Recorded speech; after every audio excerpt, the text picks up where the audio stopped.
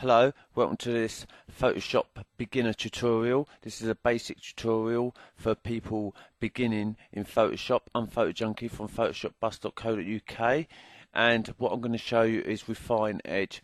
You get to Refine Edge when you make a selection, and then this Refine Edge button here will become active. So what we want to do is we want to blur the outside of this image to focus more on the face. So we're going to get our elliptical marquee tool, click in the center, hold down,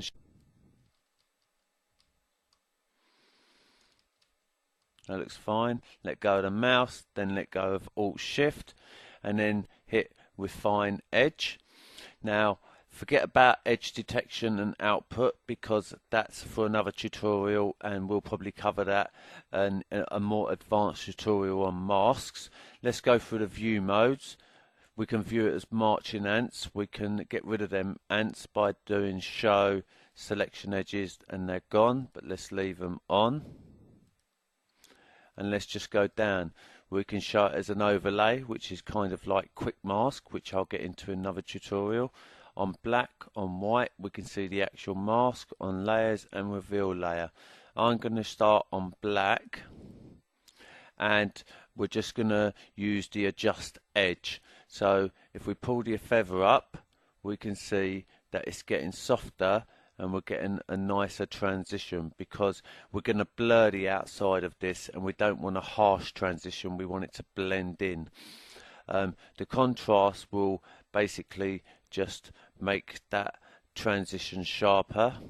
The shift edge will bring it in or bring it out. Let's leave that at 0, and the smooth at the moment will do next to nothing. So let's click OK.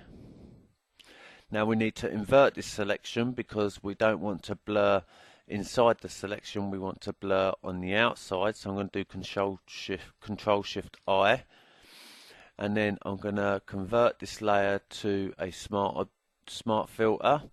And then I'm going to do Control P, which is my shortcut for Gaussian blur. Let's take it down to 4 pixels and click OK. And let's show you the before and after. This is the before and this is the after. So you can see the background is being blurred, giving more focus to the actual face. As it is a smart filter, we can bring back up the Gaussian blur and now change this to maybe 6 or even 8. Click OK, and you can see that's increased. We can also change the blend modes, but with a blur I wouldn't suggest it. So we'll just click OK. So that's how you can create a nice looking blur and give focus to something using Refine Edge and selections.